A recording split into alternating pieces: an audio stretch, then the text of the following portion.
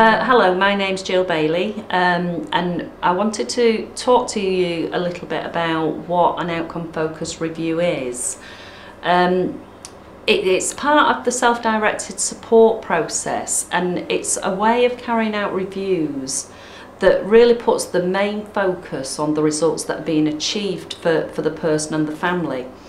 The purpose of the outcome focused review is to review progress in using the personal budget to achieve the outcomes that were identified in the support plan.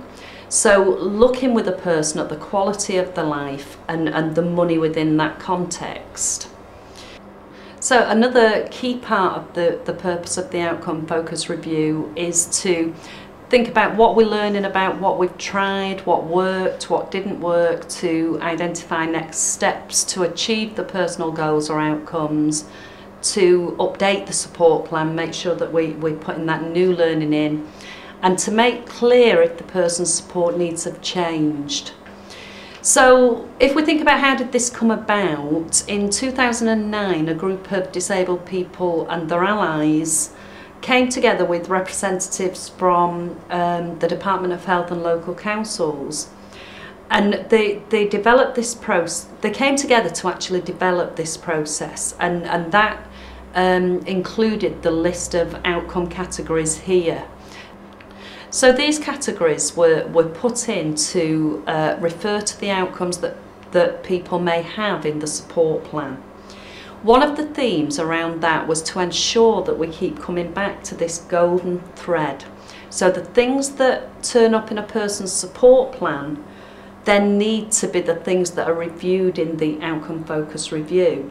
So ensuring what's in the support plan is naturally what's reviewed is really crucial here, and that's that golden thread thing. Some local authorities have imported their own outcome categories that work for them. So broad categories is the message here. Though putting people first do ask local authorities to consider the outcome categories that they've shared, and then for each outcome that's already on a person's support plan,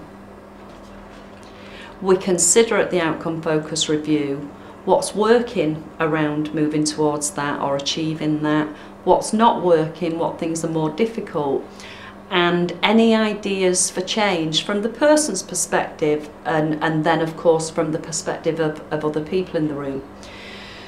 So that of course must lead to clear actions, who will do what by when. And then on the second poster, the group developing this process wanted to ask the question, and of course it's like we say, it's the most crucial question of all really, and that is, has this improved the quality of your life? Because unless we're finding out if this is really making a difference to people, then it's a pointless exercise. We don't want to dilute the review meeting down to simply asking have the actions happened or not. Of course, part of the review has to be how you've spent your money, but it's not about pinning all your receipts up, but just that we're getting a broad spend. So it's light touch, if you like. So then we want to check back with people.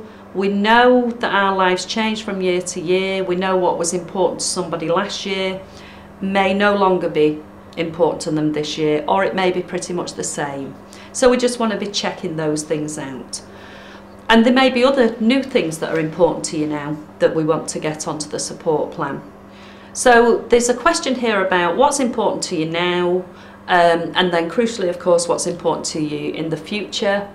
At the early beginnings of In Control, it was said that it's actually okay for people to start wanting to try things that are bigger and ambitious, but it's also fine for people to choose ordinary stuff that they're familiar with at the beginning, as long as we have a review process that can help people reflect on that and decide to possibly go for something different, more creative, more ambitious at the next review meeting.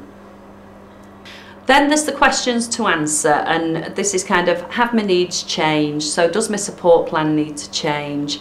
And then any comments for anything that hasn't been captured. So this is kind of a catch-all where if there's anything that we need to be recorded, we can say it and capture it there.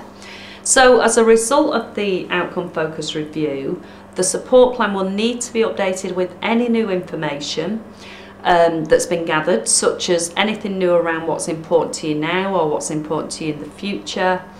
And updating the support plan must be actioned at the review to make sure that that support plan is constantly being updated.